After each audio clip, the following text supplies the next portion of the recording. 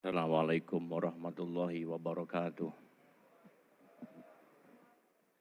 Alhamdulillah. Wassalatu wassalamu ala rasulillah wa la nabiyya ba'dah. La hawla wa la quwwata illa billah. Amma ba'd. Allahumma sholli ala Sayyidina Muhammad wa ala ali Sayyidina Muhammad. Kama shallaita ala Sayyidina Ibrahim wa ala ali Sayyidina Ibrahim. Wa barik ala Sayyidina Muhammad kama barakta ala Sayyidina Ibrahim wa ala ali Sayyidina Ibrahim fil alamina innaka Hamidum Majid. Saudaraku semuanya dimanapun berada, saudaraku para pecinta Rasulullah Sallallahu Alaihi Wasallam, malam ini malam luar biasa, kita diingatkan tentang lautan sholawat.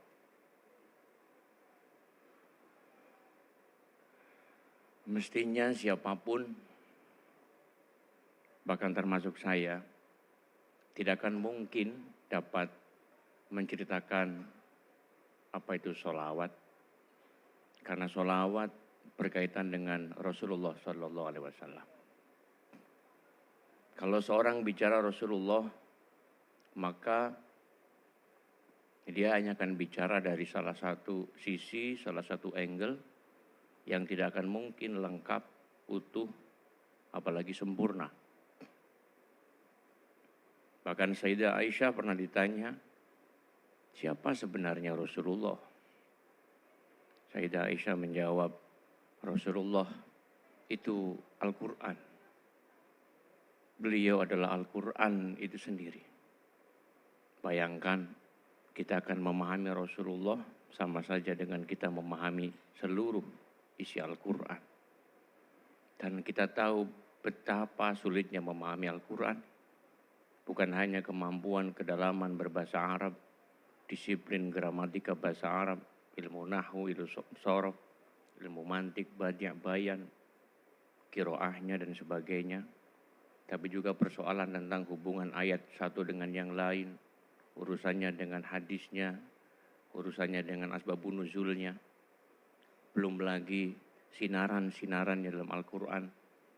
Karena dalam Al-Quran ada lapisan ketika didekati dia sebagai isyarah, atau harus lebih dalam lagi sebagai ibarah, atau lebih dalam lagi sebagai lataif, sebagai software, atau lebih dalam lagi Al-Quran sebagai haqa'iq.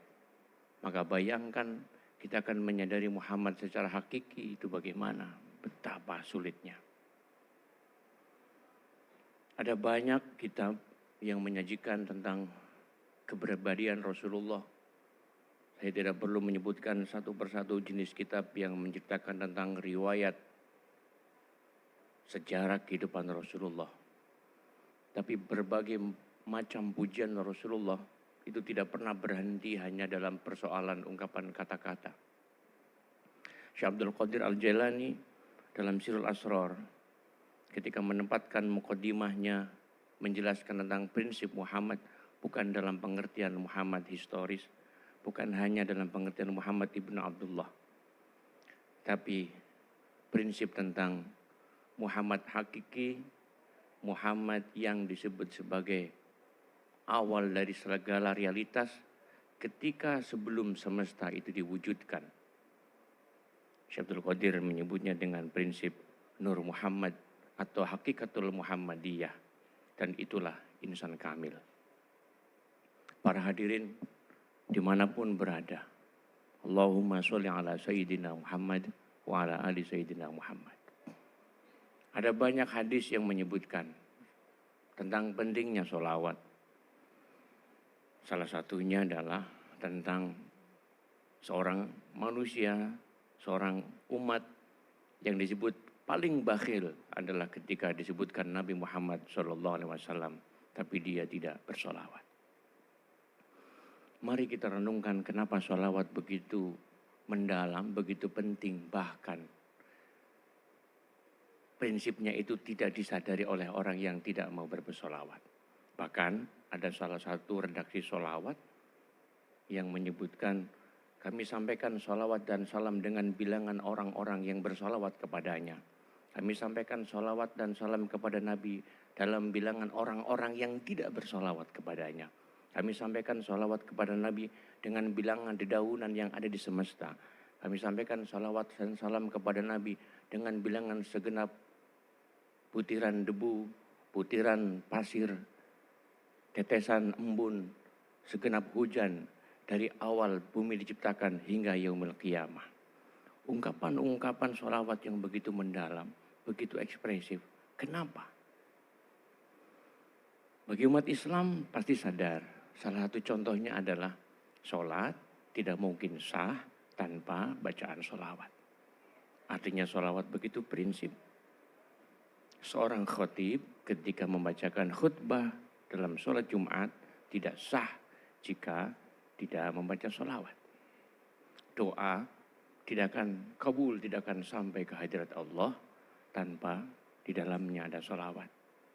Amal tanpa ada zikir menyebut asma Allah dan dibarengi dengan sholawat disebut sebagai terputus. Kenapa? Kata sholawat dengan kata sholat itu memiliki persamaan, yakni punya akar yang sama. Akarnya adalah silatun yang bermakna ketersambungan atau terkoneksi. Setiap manusia sebenarnya dilahirkan dalam keadaan suci. Kullu mauludin yuladu alal fitrah. Dalam alam arwah pada prinsipnya ketika alam alastu bi rabbikum qalu bala syahidna, semua arwah itu suci. Begitu lahir di dunia kaget, pelan semakin jauh karena semakin melekat dengan dunia. Ketika semakin melekat dengan dunia, maka seperti terjadi keterputusan. Yang tadinya sakral menjadi profan. Yang tadinya suci menjadi semakin kotor. Maka mestinya seorang hamba untuk senantiasa dalam sinaran kesucian, dalam menjalankan tugasnya sebagai khalifah, dia harus mendapatkan sinaran ilahi.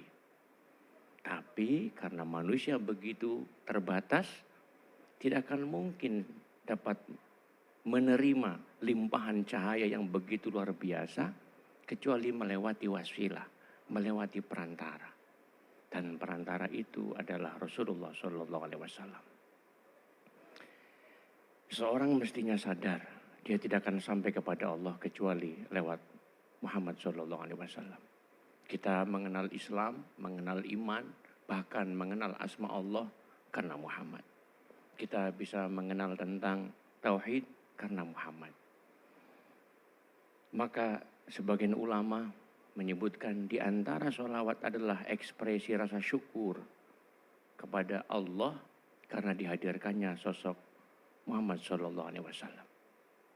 Hadirin yang kami muliakan dimanapun berada para pecinta Rasulullah SAW. Kami sampaikan bahwa andai saja kita tidak menyadari bahwa betapa pentingnya sholawat, itu sama seperti orang-orang yang tidak menyadari pentingnya matahari, tapi matahari senantiasa bersinar. Matahari terus bersinar, bahkan ketika malam. Karena sebenarnya saat malam posisi bumi sedang tidak menghadap matahari, tapi matahari terus bersinar. Begitupun kita, meskipun mungkin kita tidak menyadari kehadirannya, tapi sejatinya rahmat Rasulullah senantiasa melimpah. Lalu pada malam ini kita sebut lautan sholawat. Saya ingin menyampaikan satu renungan. Kebanyakan dari kita membacakan sholawat, didendangkan, disenandungkan, ditembangkan. Mungkin hanya berhenti sebagai sebuah lirik kata-kata atau mungkin hanya sebagai bagian dari bentuk diksi-diksi tembang atau lagu. Kadang kita tidak sadar bahwa sebenarnya kita sedang melakukan satu ritus yang sangat penting. Kenapa? Karena kadang kita mereduksi Muhammad, sekali lagi saya baca, kita mereduksi Sayyidina Muhammad itu hanya pada prinsip Muhammad yang lahiriah, Muhammad bin Abdullah, atau Muhammad historis, atau Muhammad yang majazi. Anda lihat, kalau kita menulis nama Muhammad, itu mim pertama, lalu ketemu ha, lalu kemudian ada mim lagi. Di situ mimnya adalah bertasydid, lalu kemudian dal. Artinya ada 3 mim. Mim pertama sebenarnya mau menjelaskan tentang wilayah Muhammad yang majazi. Muhammad bin Abdullah, Muhammad yang basyarun meskipun kal basyar. Muhammad yang menyatakan ana basyarum mislukum yuha ilayya annama ilahukum ilahu wahid. Muhammad yang manusia, yang lapar, yang haus, yang berkeringat, yang berdarah ketika dilempari batu. Betul, itu Muhammad. Lalu kemudian kita lupa ada Muhammad barzakhi. Di mim yang nyambung dengan Muhammad hakiki. Muhammad hakiki inilah adalah hakikat Muhammadiyah yang menjadikan, yang memungkinkan makhluk manapun, terutama manusia, bisa wusul, nyambung kepada Allah Subhanahu wa Ta'ala. Maka mestinya kalau kita tahu bahwa, saya menyampaikannya dalam bahasa Jawa, telengeng jagat, core-nya jagat, intinya semesta, itu sebenarnya adalah Muhammad. Ada satu redaksi ungkapan hadis qudsi yang menyebutkan, kalau saja bukan karena engkau Muhammad, tidak kuciptakan seluruh semesta ini. Saya merinding dengan hadis ini karena seakan-akan semuanya sudah selesai, semuanya sudah tidak penting. Karena semuanya diproyeksikan untuk Muhammad. Atau kita mestinya optimis, sebenarnya kita semuanya sedang diproyeksikan untuk menjadi Muhammad. Tapi karena kita tidak mungkin bisa sampai kepada Allah dan tidak mungkin menjadi prototipe, maka dihadirkanlah sosok Muhammad sebagai uswah.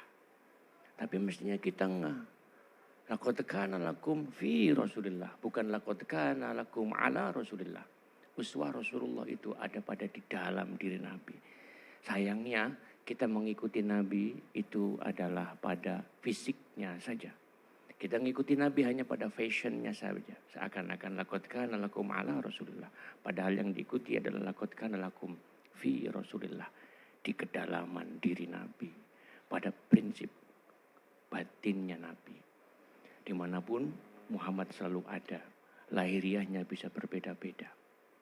Tapi prinsip yang nyambung kita kepada Allah hanya sholawat yang menyambungkannya.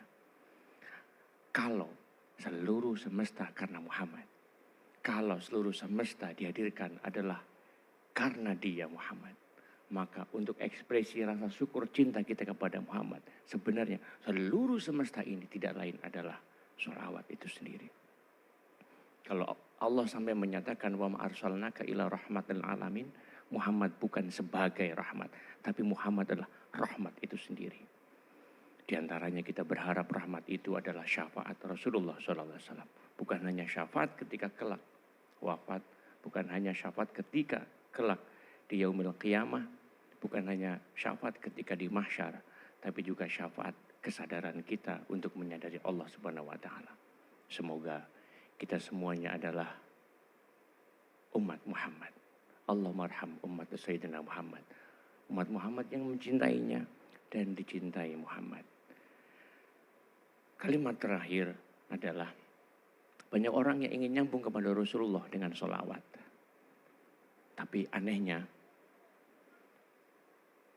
ingin nyambung kepada Nabi, tapi kita suka memutus tali silaturahmi. Kita memutus hubungan dengan alam, memutus dengan hubungan dengan manusia, dengan sekitar. Mestinya malu, kita ingin nyambung dengan Allah melalui Muhammad lewat sholawat, tapi kita memutus tali silaturahmi, bahkan memutus hubungan dengan umat manusia. Rasanya sholawat hanya menjadi omong kosong, jika juga tidak dibarengi dengan hubungan, menjalin hubungan, mengukuhkan hubungan dengan seluruh alam. Maka dengan kata lain, bersolawat juga adalah kekukuhan, keutuhan untuk nyambung kepada seluruh alam. Itulah rahmatul alamin. Wabillahi taufiq wal hidayah. Wassalamualaikum warahmatullahi wabarakatuh.